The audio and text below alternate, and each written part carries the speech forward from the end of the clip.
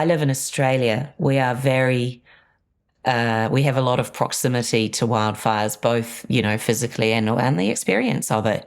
And these wildfires, or bushfires as we call them, they are a fact of life now. This isn't just an anomaly that might happen every so often. We are now in a season where this happens regularly.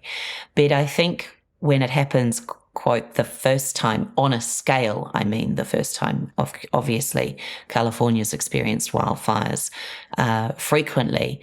But what's happening right now is not totally dissimilar to what happened in Australia 4 years ago in our Black Summer, where so much habitat loss, so much loss of species, acres and acres and acres of land and buildings wiped out. And I think that's the experience in Los Angeles at the moment. It's that absolute proximity and the scale of it. But, within a year, those green shoots were coming back through the blackened, charcoaled stumps, and there's always hope. And actually this time, and hopefully, in some really quite strange way that this film is releasing now, which is, in a way, thematically, couldn't be more appropriate for this time because it's a healing film.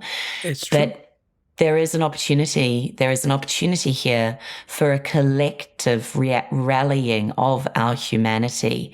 And I so hope for LA that is what happens. It's devastating to me when I see the political football being chucked around already, and I'm like, no, this is not a time. This is really, really not a time for that.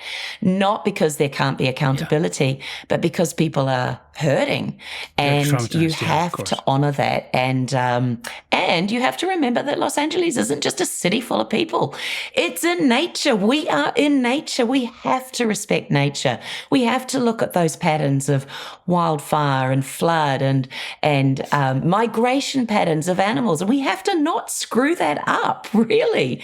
We live in an extraordinary place called Earth.